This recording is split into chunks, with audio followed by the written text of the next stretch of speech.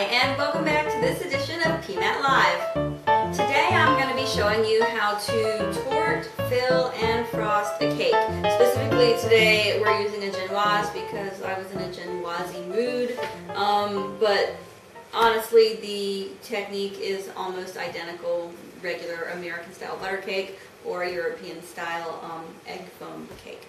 So what you're going to need is a turntable of some sort. This one does not actually spin. I'm just going to spin it on the table. I figure more people have a cake stand than have an actual turntable, so I'm just going to use a cake stand. Of course, you'll need your cake. We've got some frosting I made earlier, a plate. You will see why in a little while. And you'll also need a nice serrated knife or some dental floss. If you're using an American style cake, you can use dental floss to torte. I tried it a few days ago with a Genoise. It does not work with a Genoise. Genoise is too boingy. It's too springy and foamy and tough really before you get the syrup on it. So don't try it with dental floss. So you'll definitely need a knife for that. Optionally, a little parchment paper, and I'll show you why in a little bit. If you're interested, the cake that I made is from the Cake Bible by Rose Levy Beranbaum. It's her Genoise au Chocolat, and it's just a cocoa powder and boiling water addition to a regular Genoise, more or less. So we are going to get started. I just need to grab my filling. Hold on a second. So we've got the chocolate cake. I made peanut butter buttercream, so I figured a quick raspberry jam would be nice as a filling, so it's kind of like a peanut butter and jelly cake. So there's the filling. Also, you'll want a nice offset spatula for doing the frosting. And since this is Genoise, you're also going to need some syrup. This is just 4 ounces of water, 2 ounces of sugar, a pinch of salt because there's no salt in the cake, and a splash of vanilla. So that's what I'm going to use to moisten the layers in the Genoise. So that's pretty much all of the equipment, and let's go ahead and get started. Okay, the first thing you're going to want to do is cut some strips of either wax paper or parchment and place them on your cake plate. Then you'll trim off the top crust of your Genoise. If you're just using a butter cake, you might not need to do this if it's already level.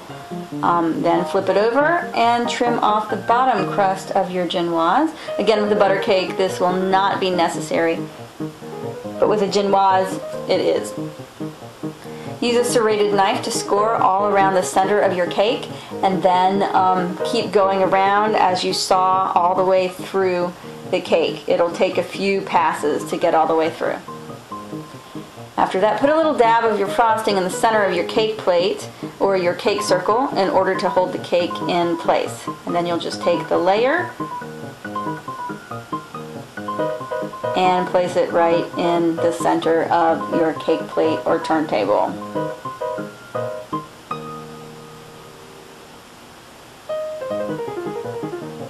Again, with the Genoise, you're going to want to brush it with your sugar syrup.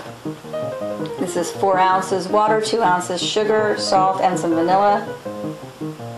Then add your filling. I'm using probably about 3/4 of a cup of homemade raspberry jam. You can use whatever you like.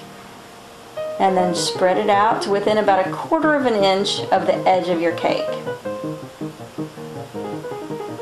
And then put the top layer onto the filling and make sure all the edges are even all the way around. And again, with the Genoise, you're going to want to spread the other half of the syrup. Alright, I've taken a little bit of the frosting to use for the crumb coat, just to make sure I don't get any crumbs in my main batch of frosting. To crumb coat, you just take a little bit, a couple of tablespoons at a time.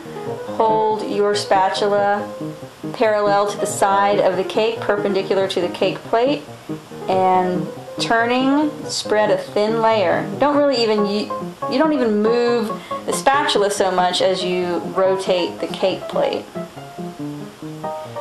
And do this all the way around, and then smooth the whole thing out.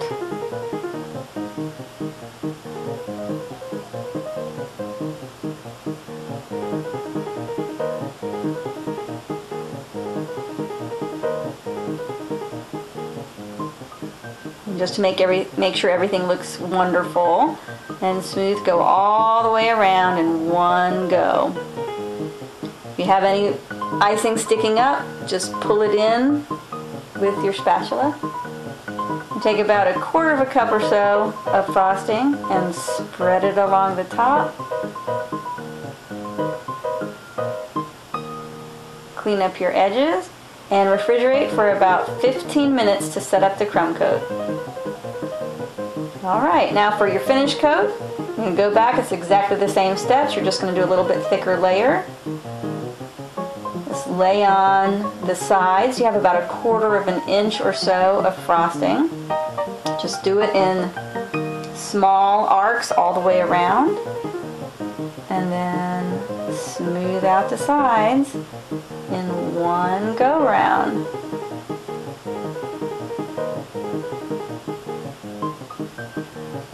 Alright, pile on the frosting on the top, and then keeping the spatula on top of the frosting the whole time, you're going to spread it out.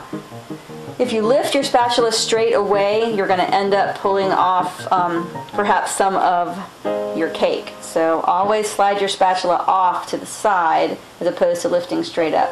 Keep your spatula in contact with the frosting the whole time.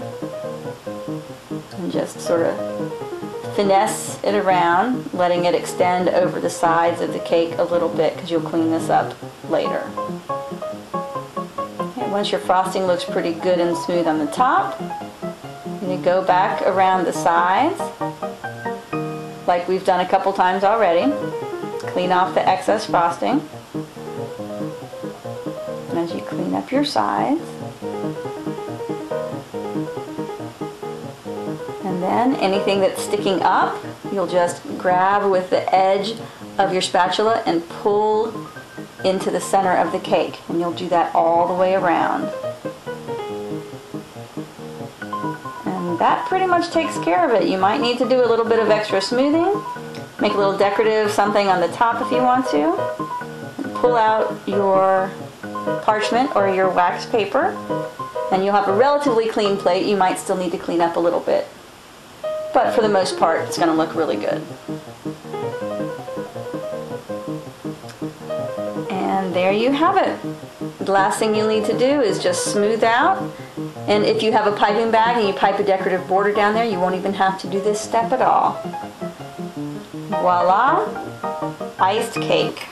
Alright, I really hope that this video was instructive, that it was useful, that it helps you out with your filling and frosting a cake, and there you have it. So I will see you guys again soon. Thanks so much for watching. Y'all take care. Have a great day. Bye-bye.